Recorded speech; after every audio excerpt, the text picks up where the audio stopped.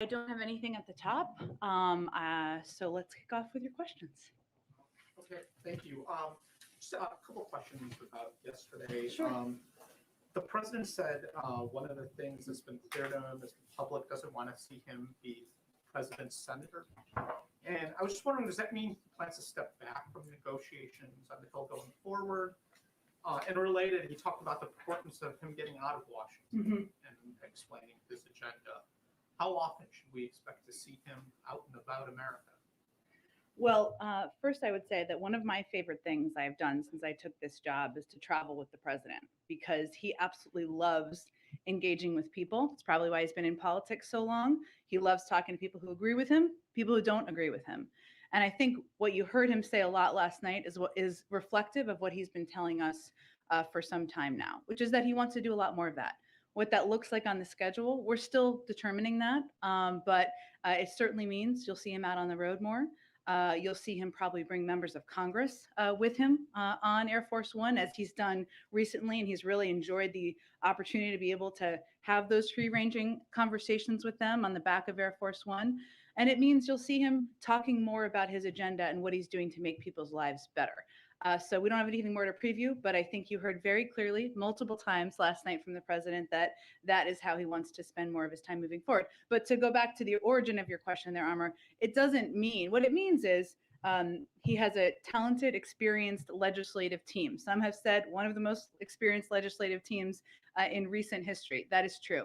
And he's certainly going to continue to rely on them and probably rely on them more to get a lot of the business done and negotiations and work with Congress.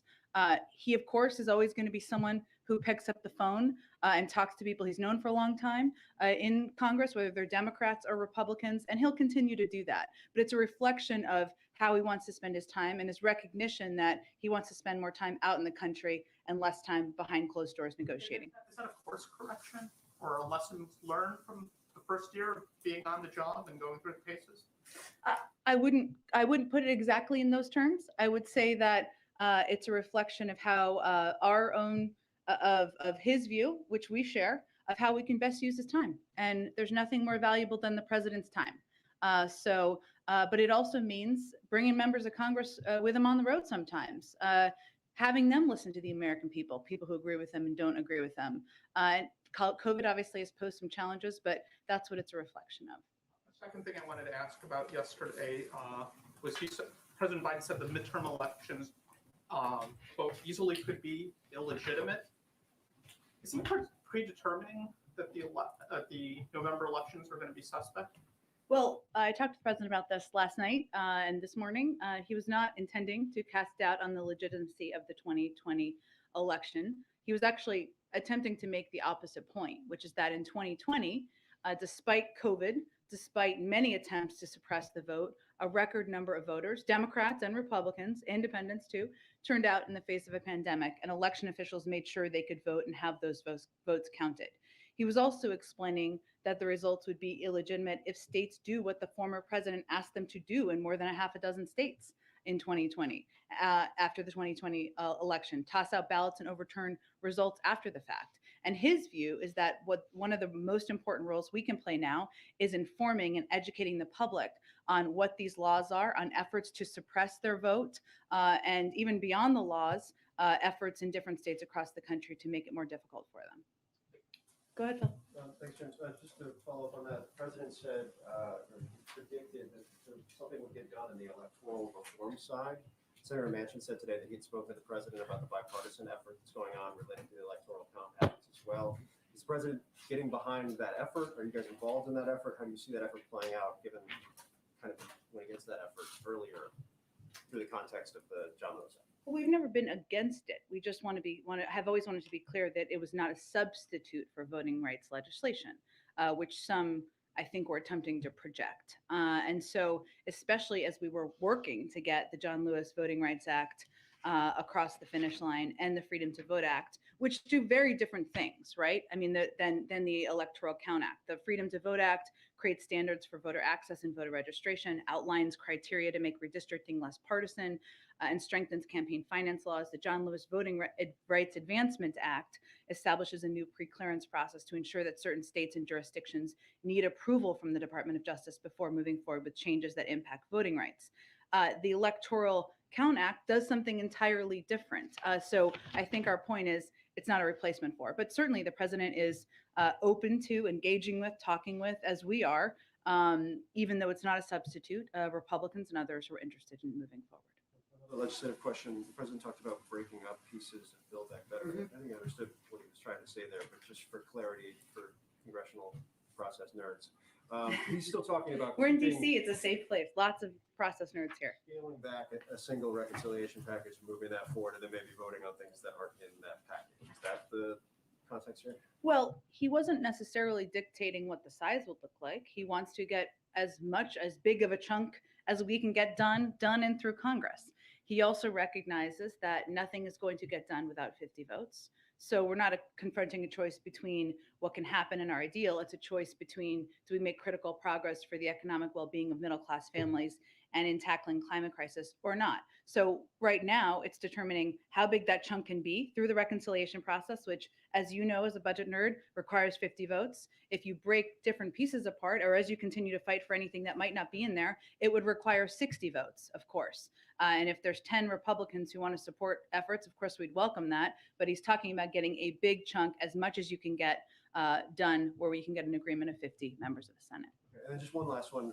We've seen the president's statement, the tweets, and your statement last night. Has there been any communication directly to Ukrainian officials to address any of their concerns that they had after the press conference?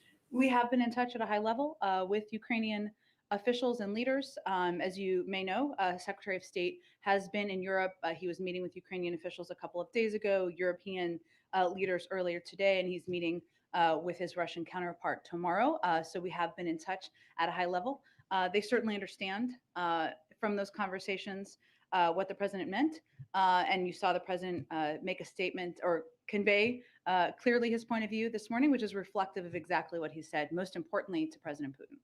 Go ahead. Jen, just to make it very clear, has President spoken to President Zelensky since his comments yesterday? He has not. He has spoken with him a couple of times, as you know, in the last month, but we have spoken at a very high level, but below the president. Let me ask you if I can follow up on the questions about voting rights and the integrity of the election. You said the president's intention was not to cast doubt on the upcoming midterms, but when a reporter followed up, the president said to him, "I'm not saying it's going to be legit. The increase in the prospect of being illegitimate is in direct proportion to us not being able to get these reforms passed." So yes or no, does the president believe, if all remains as it is right now, that the elections this fall will be legitimate? But what the point he was making is that as recently as 2020, as we know, the former president was trying to work with local officials to overturn the vote count and not have ballots counted. And we have to be very eyes wide open about that and clear-eyed that that is the intention potentially of him and certainly of members of his party. So to be clear, the president is satisfied, even if, because yesterday, obviously, voting rights hit a wall in Congress right now without the votes for the filibuster rules to be changed. And given the conversation just had about other avenues that could be taken, if there are no changes in terms of voting rights legislation going forward, the president does still feel confident that the elections this fall will be legitimate. Yes. Go ahead. Thank you, Jen. Just following up real quick on this legislative stuff. Yesterday, the president blamed Republicans for blocking his agenda, called them obstructionists, but he admitted that he hadn't reached out to any on the issue of voting rights. So now, given where things stand with these two bills, will he be reaching out to any Republicans, seeing that this bipartisan effort on the Electoral Count Act might end up being the only game in town on that? Well, we don't accept that, but I will also say that there has been discussions between Democrats and Republicans for months now about voting rights legislation. They have been invited multiple times, a part of the conversation, reached out to, engaged with. 16 of them have supported the protection of voting rights legislation in the past and declined to do that this time. They are not uninformed about exactly what this legislation would do, and they've always been welcome to be a part of the conversation. They decided not to, and I think that's important for people to understand. Real quick question on crime, then I want to ask about Ukraine. Ahead of the president's meeting with the mayor's conference tomorrow, Some of the biggest headlines this week have been the New York City woman being pushed to her death in a subway, the woman in LA being murdered allegedly by a career criminal. I saw this morning that you went on TV and reiterated the president's Fox. position. Yes, on Fox. Thank you for joining us. That he wants to fund police and make clear that crime is something that this White House takes seriously. But you guys have not weighed in on the actions from these prosecutors. So why hasn't the administration weighed in on some of these new policies from DAs who are downgrading certain crimes or refusing to prosecute certain crimes, given that it could undermine some of these broader efforts that your White House is making to show that it takes crime seriously? Well, one, there is a law enforcement component and a justice component of the federal government, right? The president has been crystal clear, I think, and almost every time he's spoken about this, that he believes that more needs to be done by local leaders. We're going to support funding to ensure they have that, whether it's local COPS programs or other programs to support surge response teams, as we're seeing different kinds of crime in different parts of the country. And that will continue to be what he advocates for. But I wouldn't expect he's going to comment on or engage in every local law enforcement action. Moving on to Ukraine, bipartisan members of Congress from several different committees this week have been told in briefings that U.S. officials believe Russia is likely to invade Ukraine, despite this continuing narrative that Putin has not made up his mind. They're saying that satellites, signals intelligence, and human intelligence is all telling the same story. What they're seeing and hearing is about to happen. And the president's comments last night seemed to corroborate that to a certain degree, where he said, "My guess is Putin will move in." So why wouldn't the U.S. introduce sort of level one sanctions as proactive deterrents and then remove them if Russia de-escalates? Well, one, I said 2 days ago, we're now at a stage where Russia could at any point launch an attack in Ukraine. And we've been pretty transparent about what we're seeing, both in our briefings, but also in our engagements with all of you and in our conversations with our European partners. I would note that this morning, the Treasury Department did announce sanctions on individuals who have engaged in influence activities directed by the Russian governments. This action was part of our ongoing, longstanding efforts to counter Russia's network of influence efforts and to expose Russia's dangerous, threatening, and ongoing campaign to destabilize Ukraine.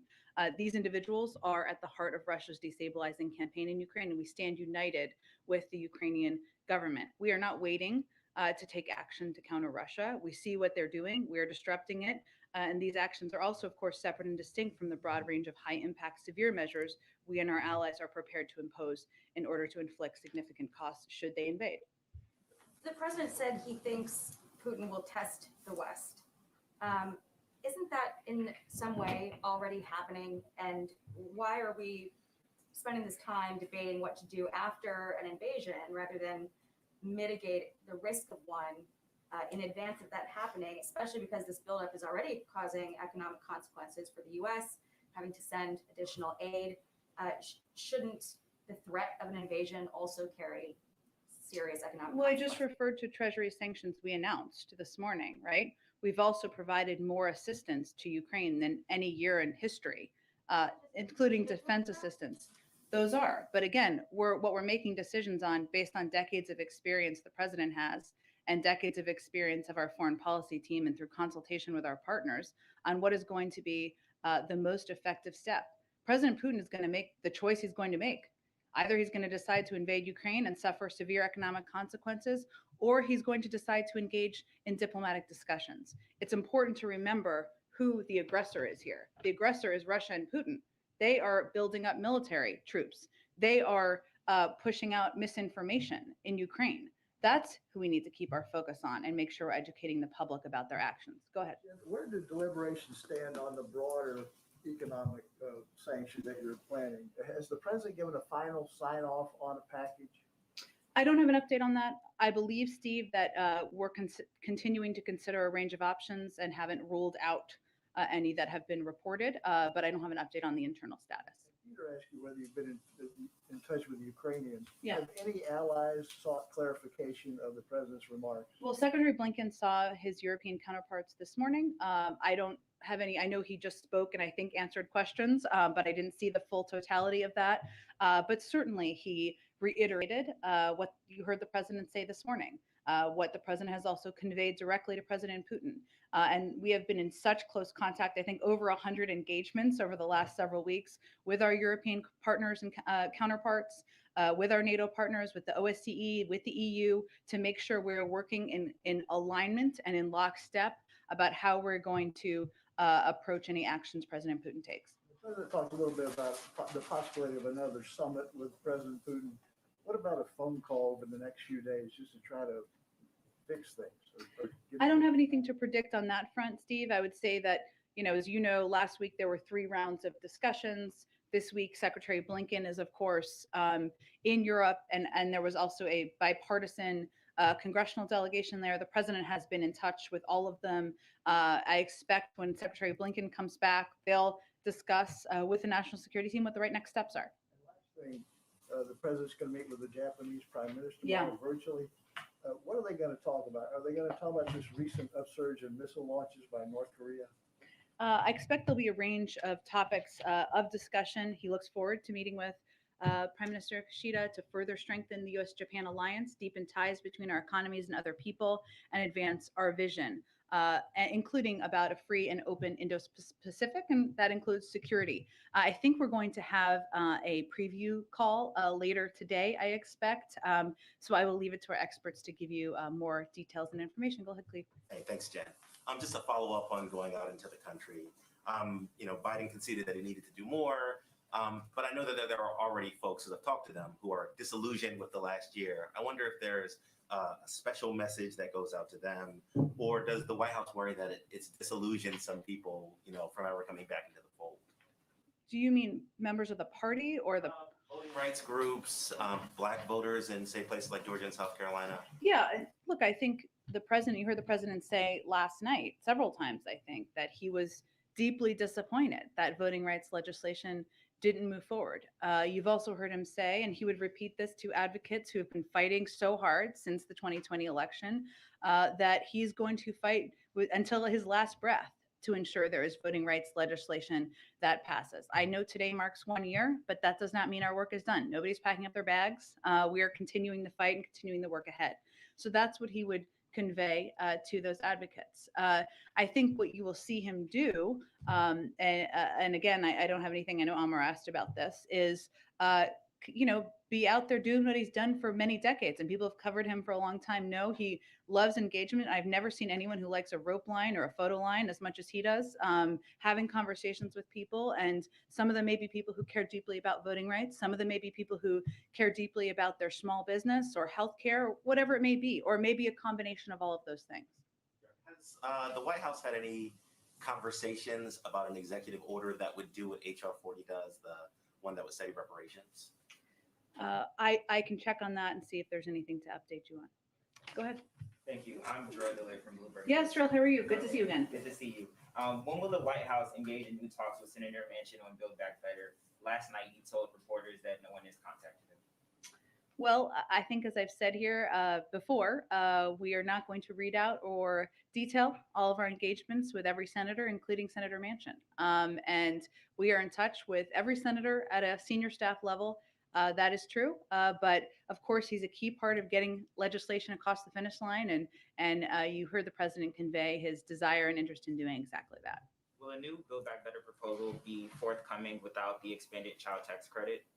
I'm not going to prejudge what it's going to look like. The president proposed an extension of the child tax credit because it's something he very much believes in. It helped cut childhood poverty by 40% last year. That's significant. It helped a lot of families get them some breathing room, help them make ends meet. But again, what the president knows is that there is agreement in Congress among Democrats about a couple of things: doing more to lower costs, lowering costs for childcare, for healthcare, negotiating with prescription drugs, and we got to figure out what we can get in a big chunk of a package to get it across the finish line. But I'm not going to negotiate from here.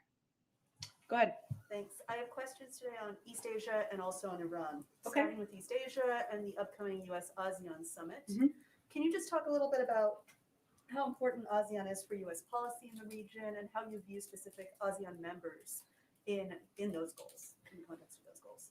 Well, I think what you've heard the president talk about before as it relates to how he was going to approach, and even if we reflect back on the first year, rebuilding our partnerships and alliances. And some of those are through pre-existing structures like ASEAN. Some of them are through direct bilateral relationships, has been a priority for the president from the beginning, because he thinks it will strengthen our objective of advocating for human rights, for global security, and for even working in conjunction to address big global problems, right? Like the global economy or the COVID crisis. In terms of the exact agenda, I don't have the details of that yet. I'm sure we will preview it as we get a bit closer. But it's another opportunity for him to have conversations about how we can work together and how we can rebuild a lot of the relationships that were destroyed over the 4 years prior to him. Well, then quickly on China before I move on to Iran. The president said yesterday that he's not ready to lift tariffs on Chinese imports, but the Chinese Ministry of Commerce fired back and said that if he were to do so, it might ease inflation and make things easier for both manufacturers and consumers in China and in the US. Is that a tool that he might consider to fight inflation? Well, we are undergoing a review of all of these and looking at how they impact different industries. That effort is being led by Ambassador Tai, as you know. Some of them have not hurt industries, some of them have, and we're certainly, but I don't have anything to preview on that front. It's really being led by Ambassador Tai. And finally, on Iran, the president was quite optimistic yesterday. What is the source of his optimism? Has he received any assurances from Iran's supreme leader? And is the U.S. planning to deliver on the guarantees that Tehran is seeking? Well, I think it depends on what Iran's willing to bring to the table. So the president is always going to, he believes that diplomacy is the first best option. And we are engaged. I believe it's the 8th round of talks now, if I'm remembering my numbers, 8th round of talks. And we are going to see what happens. He also several weeks ago asked his team to prepare a range of options as well. So that has also happened. I mean, there are realities though here of what we're looking at because of the decision by the last president to pull out of the Iran nuclear deal, which means Iran is much closer to developing the fissile materials they need. We don't have no transparency or visibility as we had when we were in the deal. There have been more attacks around the world on our allies and partners. So there are some realities of the challenging circumstances we're in because of the decision made by the former president. And his team at the time, I would remind everyone, promised they would negotiate a stronger deal, that these things wouldn't happen. That was not true. So here we are, we're in the diplomatic negotiations, and we've been very clear about where we stand on what we would agree to. But again, I don't have anything to read out for you beyond the status of where they are now. Go ahead. Jen, thanks. I wanted to ask you about your statement last night that came out after the president's press conference. You said in that the president was aware the Russians have an extensive playbook of aggression short of military action, including cyber attacks and paramilitary tactics. Was the implication of this, the statement didn't quite say it, that when the president used the words minor incursions, he had the paramilitary actions and the cyber attacks in mind? Yeah. So, and he should, and later on he said cyber attacks, right? But not in the first answer. So are we to conclude from that then that paramilitary action and cyber attacks would not necessarily trigger the full sanctions or get unanimity within NATO to do that? Because that was the context of his minor incursions. Well, I think, David, and obviously you closely covered, as others did back in 2014 as well. So that was a reference in part, or what he was doing is referencing what we've seen in terms of tactics during that period of time. And since that time, of course, right? The little green men, cyber attacks, et cetera. I think we have a range of the point he was making is that we have a range of tools, right? I'm not going to outline for you here, what if this, what if that. I think what should be clear to everyone, and I think he was very clear on this morning, is that if President Putin decides to invade Ukraine, if they move military troops, across the border, that's an invasion, and there will be severe economic consequences. We also know that we need to be prepared for a range of scenarios, and we have a range of tools and tactics at our disposal. Obviously, we just announced sanctions this morning and they have not invaded. So I'm not going to parse more than that, other than to convey that we've seen them use a range of tools. What he was very clear about this morning is that if they assemble Russian units, if they move those across the Ukrainian border, that's an invasion. There will be severe economic consequences. On a NATO, what he was conveying is that we have been focused and ensuring that we remain united with NATO. Now, united doesn't mean that everything will be identical, right? It means we're united and taking actions should they decide to invade. And we are united. And you've seen leaders from Europe convey very clearly that there would be consequences, even as recently as this morning. I guess this will be the last one on this, but where I'm headed is for 5 or 6 years, even back to when you were in the Obama administration, you may recall there's been an effort to try to bolster particularly cyber deterrence by not making a distinction between what you could do with a cyber attack and what you could do with a physical attack. And obviously the Russians have turned off the power in Ukraine twice, 2015, 2016. They messed with an election in Ukraine before they came here. So I'm just trying to figure out if the president's trying to make a distinction that we would use lesser forms of penalties for cyber attacks or paramilitary action than we would for going over the border. In other words, are we diminishing what over the years two or three administrations have tried to build up in that sphere? Our intention is not to diminish. Our intention is to be very clear about what a military incursion would mean. Now, in terms of what the range of options are at our disposal, obviously we've taken actions, seen and unseen, announced and unannounced on cyber in the past, and we reserve every right to do exactly that. And we're certainly, the president is very cognizant of the threat that cyber attacks, we've experienced them here, of course, posed to the United States, posed to other countries around the world. But I think it was to provide clarity and directness on what he conveyed directly to President Putin. Go ahead. Hey, Jen, two questions on the president's remarks about Ukraine. Mhm. One, President Biden has repeatedly said the words of a president matter. So why isn't he more careful with his remarks? Well, I think the president gave nearly 2 hours of a press conference last night. What we conveyed last night and this morning was exactly what he's conveyed to President Putin. And I think what's important to the American public, and tell me if you agree or disagree, is what the president's positions are and what he means. And that's exactly what he provided directly this morning. But you had to go on Fox News to clarify. I was already planning to go on Fox News, looking forward to it, in fact. Take the time to send out the tweets, do the media appearances. Does that Doesn't take long to send out a tweet, promise you. Does that take away from but does that take away from the administration's ability to send a consistent message to international allies and the American people? I assure you that our allies and partners knew exactly what the president's position is. They knew it was yesterday. They knew during the press conference. They knew after the press conference, because we have been engaged closely and working lockstep with them for weeks on the rising military incursion or threat posed by Russia. So they know exactly where they stand. They always have, and they certainly do today. Go ahead. Hi, Jen, two questions. First on what's ahead.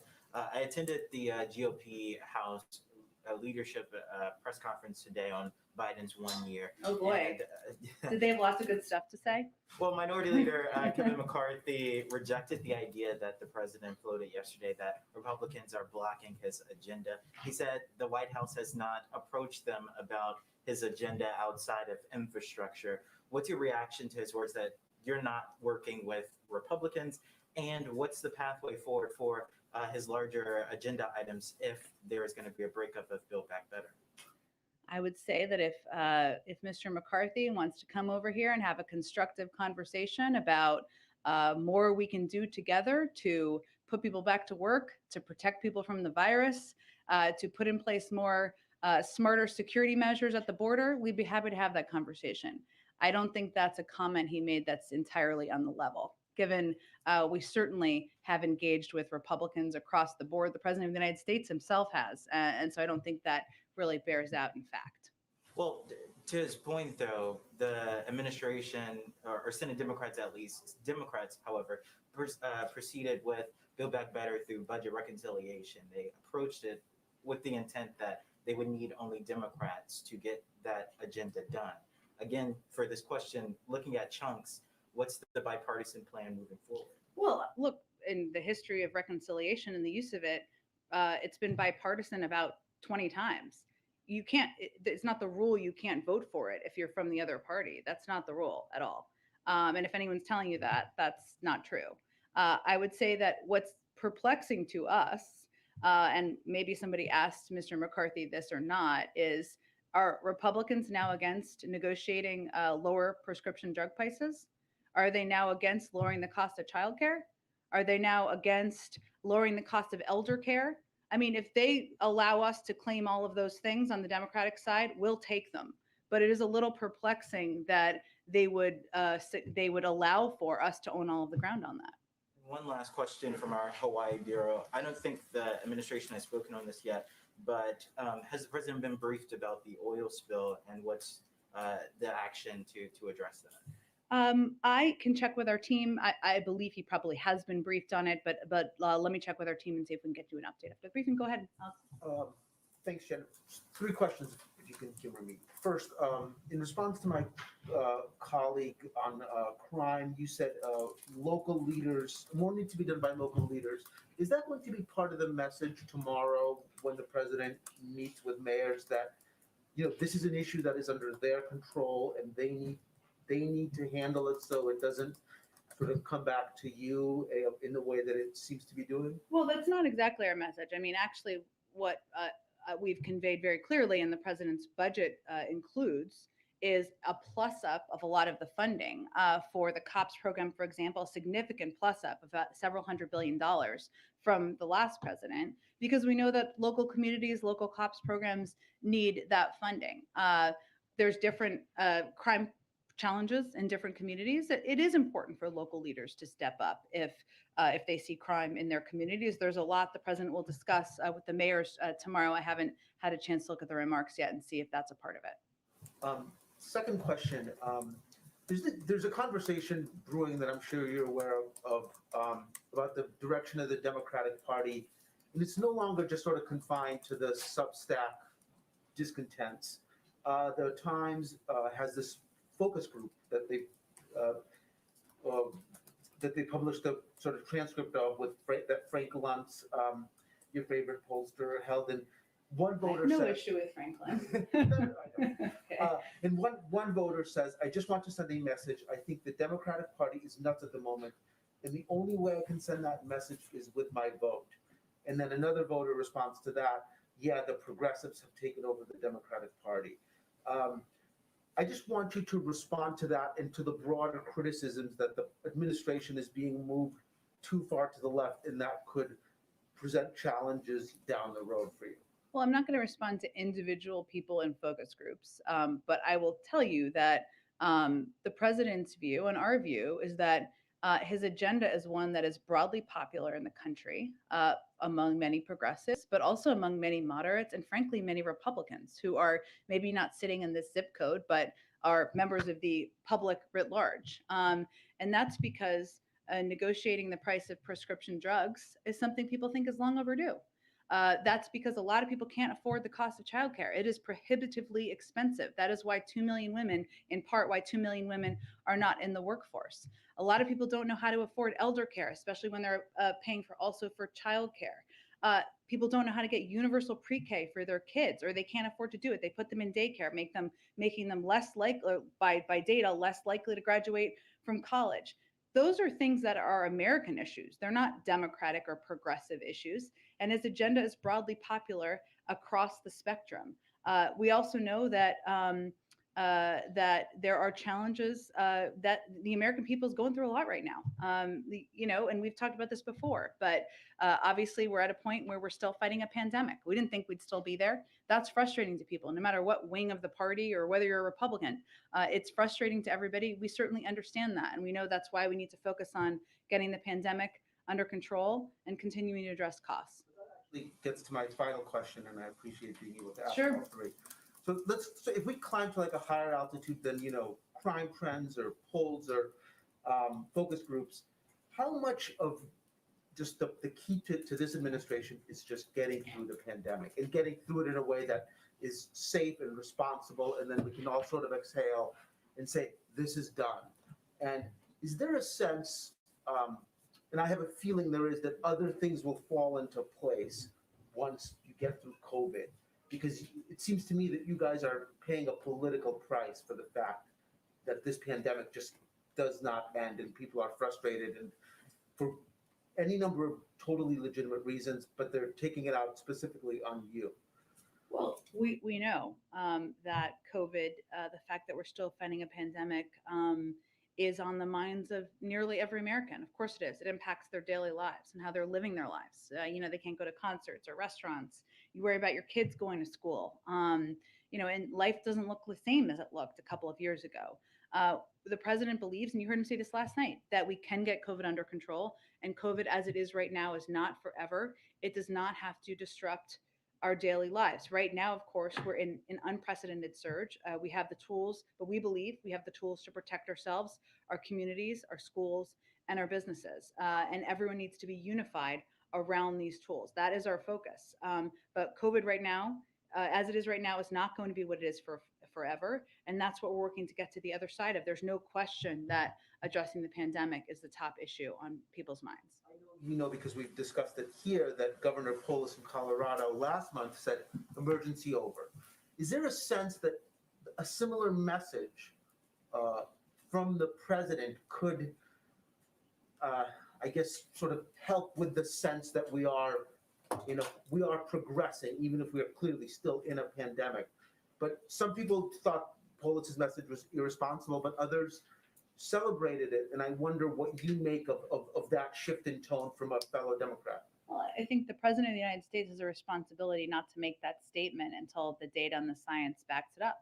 And when it does, he'll be eager to make that statement. I would note that Colorado still receives a range of federal assistance to ensure that people have tests, masks, vaccines. And so that's still part of how they're working to address the pandemic. Go ahead in the back. If I could go back to Ukraine for Sure. a moment. When he made those comments yesterday about the minor incursions, he said something along the lines that those types of minor incursions would require some more discussion with allies as to whether or not to respond to them. He did say this morning that there was a wide range of options to respond. How much of agreement is there, if we're putting aside full-blown invasion, how much of an agreement is there between allies and the United States as to whether or not to respond, and how, what type of response should be there? I mean, you've heard a lot of our partners and allies in Europe say themselves that if Russia invades, there will be a strong and consequential impact. And that is steps they will take, steps we will take. As I said a little bit earlier, we are united. United doesn't mean identical. And that's something Deputy Secretary Sherman has said, and I think it really clarifies what we mean. But we are working in close lockstep with NATO, with our European partners, with the OSCE, and there is clarity and resolve and united commitment to take coordinated, united steps should Russia invade. But it seems that this unity is very clear and obvious and public on the invasion part, not so much if we talk about other forms of aggression. Is that right? Well, again, there are, as the president said this morning, and as I said in my comments, obviously there are a range of tools at our disposal, as there are a range of tools at the disposal of our partners. And we are prepared for a range of steps or actions the Russians could take. And we've seen this playbook before. I'm not going to outline each step and what that may mean, but that is all part of the discussion with our partners. If I could, just one much bigger picture, since it's the 1-year anniversary. Sure. If you take all the foreign policy elements that happened, the pullout of Afghanistan, the Iran talks, Russia, the AUKUS deal, and the crisis with France, how would you assess that first year when it comes to foreign policy? Well, I would say what the president is most proud of is rebuilding our partnerships and alliances around the world that had been frayed for some time. And he said this publicly, but when he has traveled around the world or engaged with foreign leaders, They are relieved that a respect for democracy, a respect for alliances is back. They are worried about how long, and that is how frayed the last president left those relationships. But rebuilding that and rebuilding that trust is a big basis of what he's proud of. And he believes, as you touch on a couple of the items you did, one, we have a long and abiding relationship with the French. They've said that, so I don't think it's accurate to say it was a crisis. Two, he still stands. One, that he felt we were fighting too long and I don't remember what it was, but alliance.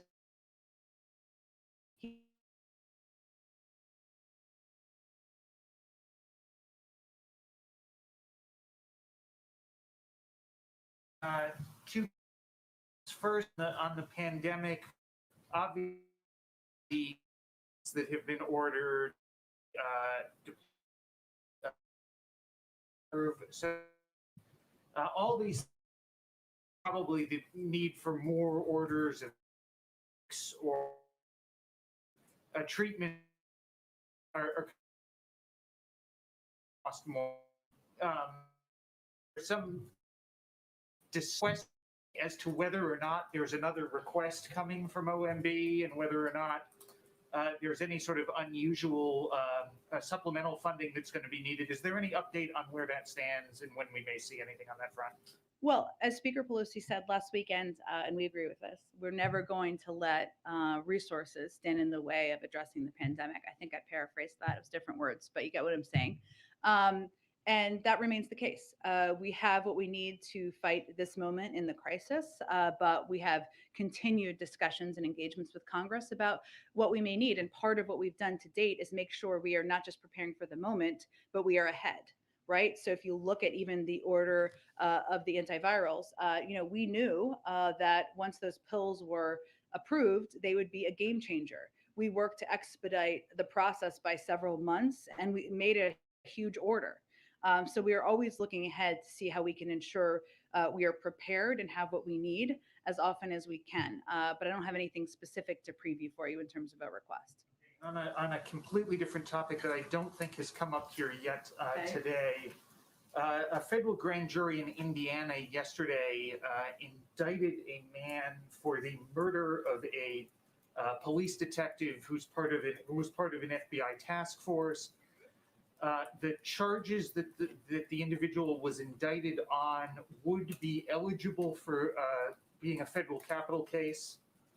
And I am wondering whether or not the president, given his position on the death penalty, intends to intervene in any way regarding the Attorney General's decision on whether or not to pursue that as a capital case, or whether that is up to the discretion of the Justice Department. Well, it's always up to the discretion of the Justice Department, but the president's view on the death penalty is well known. As you know, the Justice Department is undergoing a review, which is, I have nothing to preview on. They can speak to that in the status. Okay, thanks everyone. Did the president make any observation about the news conference? Is he going to do more? What do you think? Stay tuned, Steve.